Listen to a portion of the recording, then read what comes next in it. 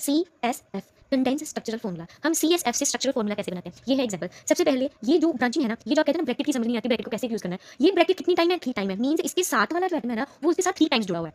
जो उसके साथ वाला कार्बन है ना, तो वो उसके ये इसके साथ 3 टाइम्स जुड़ा हुआ है। क्या, CH3 3 टाइम्स जुड़ा हुआ है उसके साथ वाले कार्बन के साथ। तो हमने ये वाला कार्बन बना दिया यहाँ पे, और हमें पता है कि कार्बन की टेट्रावैलेंसी होती है। Tetra means 4, 1 2 3 4। तो कार्बन ने ये 4 बॉन्ड बनाने हैं, 3 तो बना लिए उसने CH3 के साथ। ये एक CH3, ये सेकंड CH3, ये थर्ड CH3। तो जो फोर्थ उसकी वैलेंसी थी, जो चौथा बॉन्ड था, वो उसने किसके साथ बना लिया, ये वाले CH3 के साथ जो आ गया यहाँ पे। अभी हम ये देखेंगे, इसमें हमें कोई ब्रांचिंग नहीं दिख रही, हमें इसमें कितने कार्बन दिख रहे हैं, 2 1 2 2 कार्बन। और हमें पता है इन कार्बन की वैलेंसी क्या होती है, टेट्रा वैलेंसी। तो 4 बॉन्ड इन दोनों ने बनाने हैं। तो एक बॉन्ड तो इन्होंने आपस में बना लेना, इसीलिए तो ये वाला सारा का सारा फॉर्मूला एक साथ लिखा है। तो अभी जो इनके ये 3 बॉन्ड्स है ना, अभी हमने ये बनाया है। H कितना है, 5, HF 5 1 2 3 4 एंड 5। लास्ट बॉन्ड बचा, लास्ट बॉन्ड में क्या बचा, OH। तो हमने यहाँ पे लिख देना OH। तो ये कंडेंस स्ट्रक्चरल फॉर्मूला से हमने बना लिया structural formula.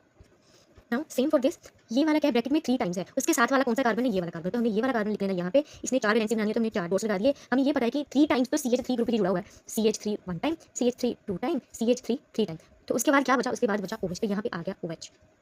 Okay, now same for this, हमें देखना है कि ये ब्रैकेट में कितने CH3 ग्रुप है, 2 CH3 ग्रुप है। किसके साथ लगे, ये वाले कार्बन के साथ लगे। तो हमने पहले ये वाला कार्बन बना लेना है, फिर इसके साथ इसके 4 बॉन्ड्स टेट्रावैलेंसी शो करनी है। इसमें 2 के साथ तो CH3 लगा है, CH3 एक के साथ OH लगा है, एक के साथ OH लगा है, और बचा क्या, बीच में H पे यहाँ पे लग गया H। तो ऐसे करते हैं कंडेंस के स्ट्रक्चरल फॉर्मूला CSF को स्ट्रक्चरल फॉर्मूला में कन्वर्ट। ये याद रखना कि ये जो 3 टाइम्स 2 टाइम्स ये जो भी लिखा है ना, वो साथ वाले कार्बन के साथ अटैच होता है ब्रांचिंग में। ऐसे सेम फॉर दिस, ये CH3 3 टाइम्स जुड़ा हुआ था ये वाले कार्बन के साथ, इसलिए हमने ये वाले कार्बन के साथ C3 CH3 जोड़ दिया 1 2 3। सेम फॉर दिस, यहाँ पे 2 CH3 ग्रुप जुड़े थे ये वाले कार्बन के साथ, तो ये वाला कार्बन हमने मेन कार्बन लिख के फिर CH3 जोड़ दिया, फिर OH, और जो बाद में बचा H। तो इसमें सबसे इंपॉर्टेंट ये होता है कि अपने मेन कार्बन देखना है, मेन एटम देखना है, मेन कार्बन एटम देखना है कि कौन सा होता है।